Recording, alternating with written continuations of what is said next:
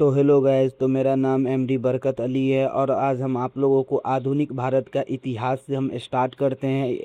इतिहास का 3 पार्ट होता है। प्राचीन भारत का इतिहास, दूसरा होता है मध्यकालीन भारत का इतिहास और तीसरा होता है आधुनिक भारत का इतिहास।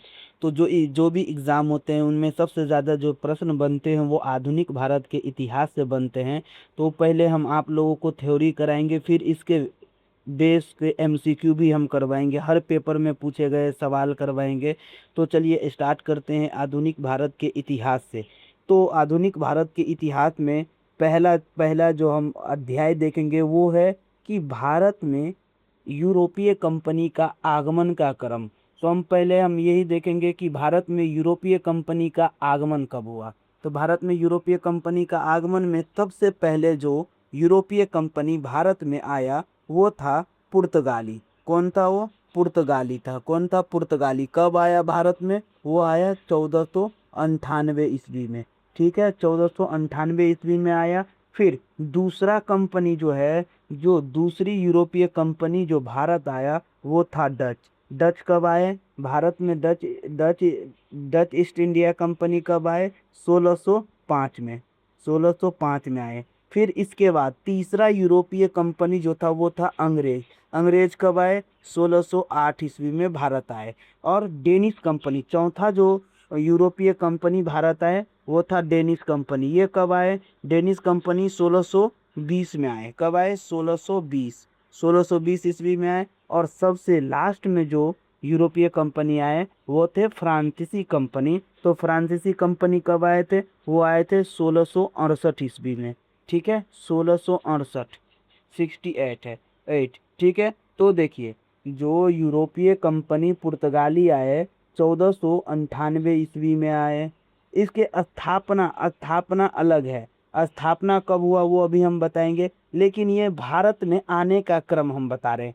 सबसे पहला कंपनी आप लोग याद करते जाएंगे। और सबसे पहला कंपनी था पुर्तगाली जो 1498 ईस्वी में आया। दूसरा कंपनी कौन था? डच कंपनी था जो 1605 ईस्वी में भारत आए। तीसरा कंपनी जो था वो अंग्रेज था जो 1608 ईस्वी में भारत आए। 1608 ईस्वी में भारत आए। चौथा कंपनी डेनिश था। डेनिश कब आए? डेनिश 1620 ईस्वी में भारत आए। और पांचवा जो कंपनी था जो भारत आया वो था फ्रांसीसी जो 1668 ईस्वी में 1668 में भारत आए। अब इस कंपनी की स्थापना कब हुआ, अब हम ये देखेंगे कि यह कंपनी बना कब था। तो जो पुर्तगाली कंपनी का स्थापना था, हम स्थापना से संबंधित देखेंगे। पुर्तगाली कंपनी की स्थापना आप लोग लिखते भी जाएंगे, अपने नोटबुक में नोट कर लेंगे। यहीं इसी आधुनिक भारत से बहुत सारे सवाल आते हैं हर एग्जाम में।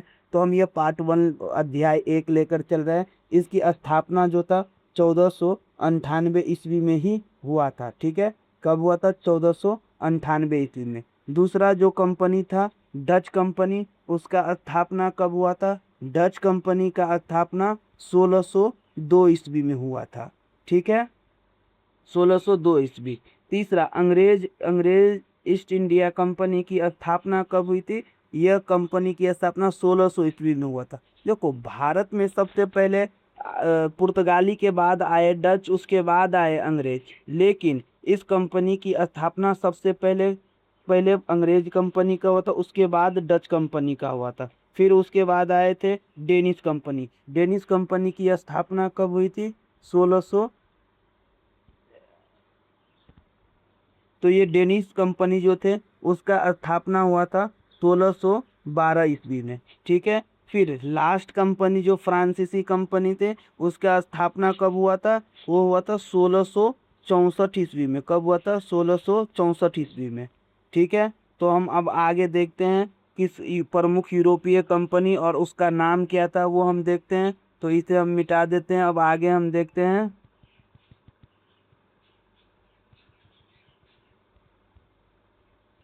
चलिए, यूरोपीय कंपनी का क्या नाम था? तो हम ये नाम देखेंगे अब कि किस कंपनी का क्या नाम था। एग्जाम में आते हैं सवाल कि पुर्तगाली कंपनी का क्या नाम था। जो वास्तविक नाम था पुर्तगाली कंपनी का वो नाम था एस्तादो द इंडिया। ठीक है, अब दूसरा कंपनी, डच कंपनी का क्या नाम था? तो डच कंपनी का नाम था वरिंदो ओस्ट इंडस कंपनी, ठीक है। और तीसरा कंपनी जो था वो फ्रेंच कंपनी था, उसका नाम क्या था? Company the Indus Orients. तो चलिए ये तीनों कंपनी हो गया, आप लोग नोट करते। तो ये तीनों कंपनी हो गया। अब हम आगे चलते हैं। अब सबसे पहला कंपनी जो भारत आया था वो था पुर्तगाल कंपनी, जिसे हम एक दूसरा नाम से भी जानते हैं, एस्तादो द इंडिया। ठीक है, तो हम पढ़ेंगे पुर्तगाल कंपनी के बारे में।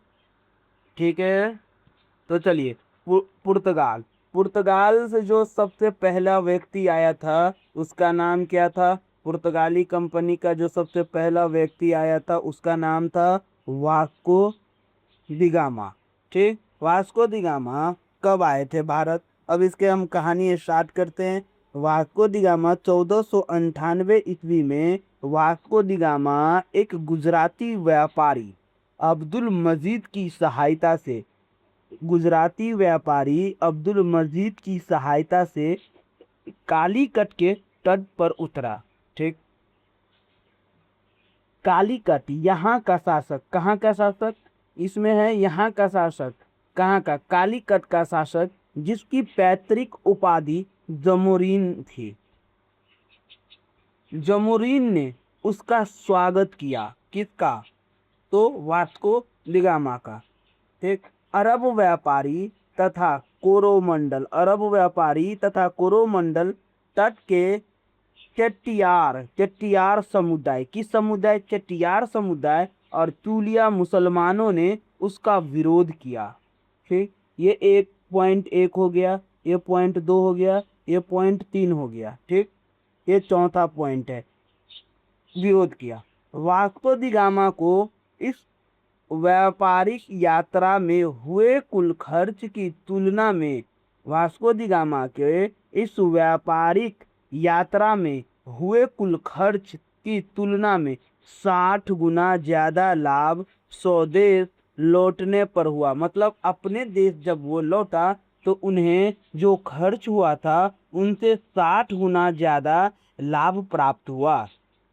ठीक, तो आप लोग चैनल को कर ले लाइक और सब्सक्राइब और अपने दोस्त के पास इसे शेयर करें। तो स्वदेश लौटे। फिर है कि 1502 ईस्वी में पहली बार वास्को दी गामा 1498 ईस्वी में आया। फिर दूसरी बार 1502 ईस्वी में वास्को दी गामा दूसरी बार भारत आया। ठीक, अब हम देखेंगे यहाँ से कि जो गवर्नर था उसका काल हम देखेंगे। तो ये वास्को डी गामा के बारे में हो गया। तो हम गवर्नर के बारे में अब आगे देखते हैं।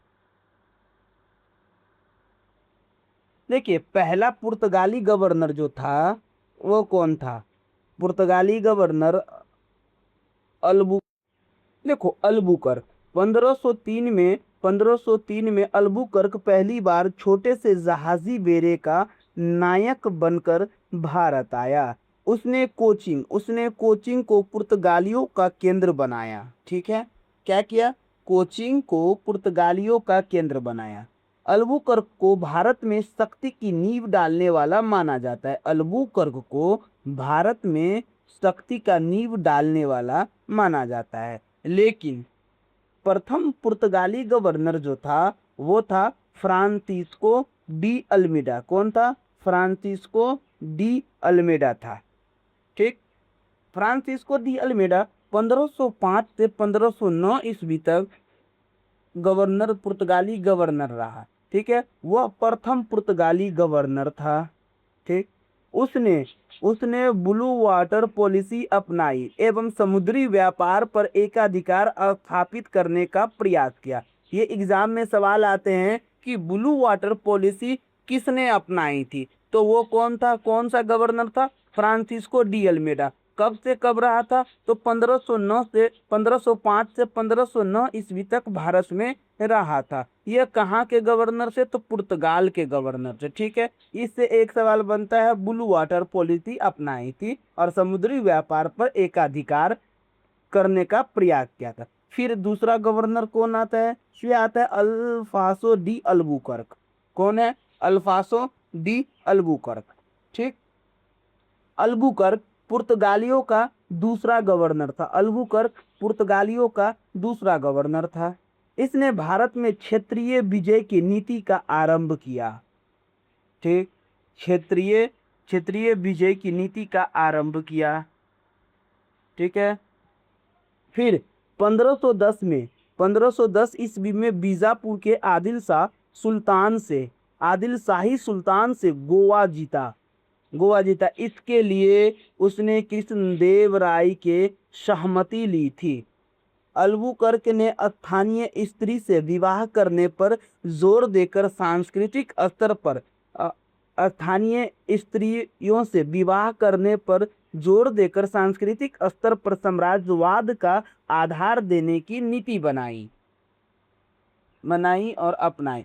तो यहाँ से क्या सवाल बनेंगे कि बीजापुर के आदिल शाही सुल्तान से गोवा को कब जीता और किस गवर्नर ने जीता? तो कब जीता था? यह था 1510 ईस्वी। और किस गवर्नर ने जीता था? तो अल्फांसो डी अल्बुकर्क। यह भारत में क्षेत्रीय विजय की नीति का आरंभ किया और पुर्तगाली का वास्तविक शासक इसे ही माना जाता है। ठीक है। और इसने एक और काम किया कि स्थानीय स्त्रियों से विवाह करने पर जोर दे दिया। ठीक है।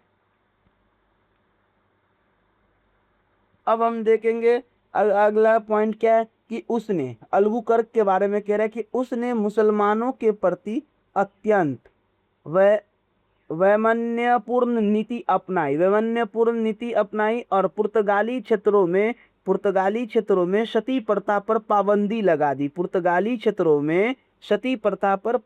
लगा दी। 1515 ईस्वी में उसकी मृत्यु हो गई, वहीं उसे दफना दिया गया। 1515 ईस्वी में अल्बुकर्क की मृत्यु कहाँ होगी? गोवा में, और उसको वहीं दफना दिया गया। ठीक है। भारत में पुर्तगालियों का प्रमुख व्यापारिक केंद्र पुर्तगालियों का प्रमुख व्यापारी केंद्र कहाँ कहाँ रहा है? तो देखिए कहाँ कहाँ था प्रमुख व्यापारी केंद्र। कालीकट, कोचीन, गोवा, दमन द्वीप, मुंबई, सूरत, बेसिन, चौल, थेंथोमी, चिटगांव, हुगली आदि। ठीक। पुर्तगालियों की सफलता का प्रमुख कारण। अब हम देखेंगे कि पुर्तगालियों की सफलता का प्रमुख कारण क्या था। ठीक। तो हम देख रहे हैं पुर्तगालियों की सफलता का कारण क्या था कि एशियाई देशों की तुलना में उनकी नौसेना श्रेष्ठ होना। एशियाई देशों की तुलना में उनकी नौसेना श्रेष्ठ होना। ठीक। अब हम देखेंगे पुर्तगालियों का पतन का कारण। ठीक। तो पतन का कारण था कि 17वीं शताब्दी में डच एवं अंग्रेज प्रतियोगिता का सामना करना पड़ा। अंग्रेज ने 1662 ईस्वी में होर्मुज पर अधिकार कर लिया। अंग्रेज ने 1662 ईस्वी में होर्मुज पर अधिकार कर लिया। डचों ने 1641 में मलक्का तथा 1651 में उत्तमासा अंतरीप पर अधिकार कर लिया।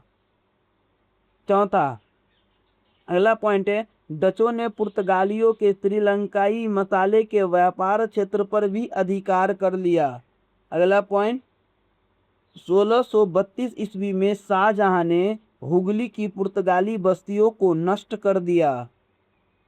आगे चलकर औरंगजेब ने चटगांव से पुर्तगाली समुद्री लुटेरे का सफाया कराया। ठीक। 1662 ईस्वी में राजकुमारी कैथरीन बेगरेंजा का विवाह ब्रिटिश राजकुमार चार्ल्स द्वितीय से हुआ। दहेज के तौर पर बम्बई इंग्लैंड के राजा को दिया गया। फिर अगला पॉइंट है कि 1739 में मराठा सरदार आंग्रिया ने पुर्तगालियों से सालसेट एवं बेसिन छीन लिया। क्रमशः एस्तादो द इंडिया का पतन हो गया और पुर्तगाली गोवा, दमन तथा द्वीप तक सीमित रह गए। 1991 ईस्वी में भारत सरकार ने इन पर नियंत्रण स्थापित किया। 1961 ईस्वी में भारत सरकार ने इन पर नियंत्रण स्थापित किया और पुर्तगालियों की काफिला व्यवस्था। अब हम देखेंगे पुर्तगालियों की काफिला व्यवस्था।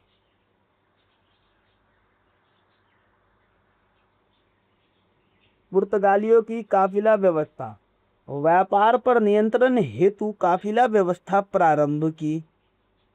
व्यापारियों के काफिला के साथ सुरक्षा के लिए एक पुर्तगाली वेरा चलाता था। काटेज आर्म्ड व्यवस्था। एक पुर्तगाली अधिकारी क्षेत्र में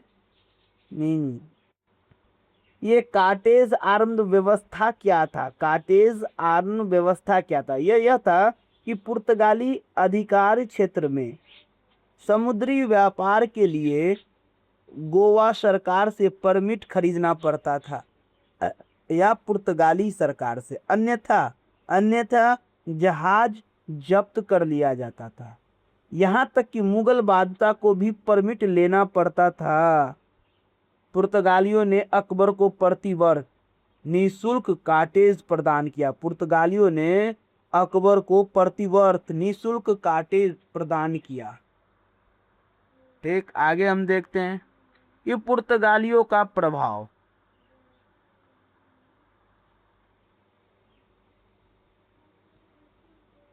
पुर्तगालियों का प्रभाव, ठीक है। पुर्तगालियों ने भारत में अनानास, लौकी, पपीता, अमरूद, काजू, शरीफा, आलू, मूंगफली, टमाटर, सूरजमुखी, लीची, संतरा और तंबाकू की खेती की शुरुआत की।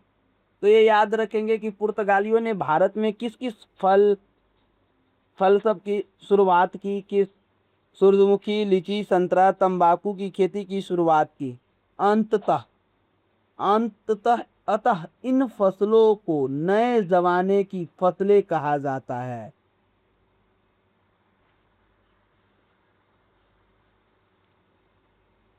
अतः इस फसलों को नए जमाने की फसलें कहा जाता है। 1556 ईस्वी में पहली बार प्रिंटिंग प्रेस की शुरुआत पुर्तगालियों ने की है। एक 1563 ईस्वी में भारतीय जड़ी बूटी एवं औषधि पर यूरोपीय लेखक द्वारा लिखित प्रथम वैज्ञानिक ग्रंथ का गोवा में प्रकाशन हुआ। 1556 में, ये याद रखेंगे कि 1556 में पहली बार प्रिंटिंग प्रेस की शुरुआत पुर्तगालियों ने ही की है। पुर्तगाली ही पहली बार भारत में चश्मा भी लाए। पुर्तगाली ही भारत में पहली बार चश्मा भी लाए। स्थापत्य के क्षेत्र में गोथिक स्थापत्य शैली का प्रारंभ भारत में किया, जिसका प्रभाव मुगल स्थापत्य पर पड़ा। ठीक है, तो हम आज देख लिए यहाँ तक हम देख लिए सारे, और आप लोग याद कर लेंगे इससे संबंधित एमसीक्यू। जैसे एक टॉपिक का थ्योरी हुआ तो उसके बेस पर हम एमसीक्यू 10 एमसीक्यू रोज कराएंगे। इसी तरह आप लोग चैनल को लाइक और सब्सक्राइब कर ले और अपने दोस्तों के साथ शेयर कर दें।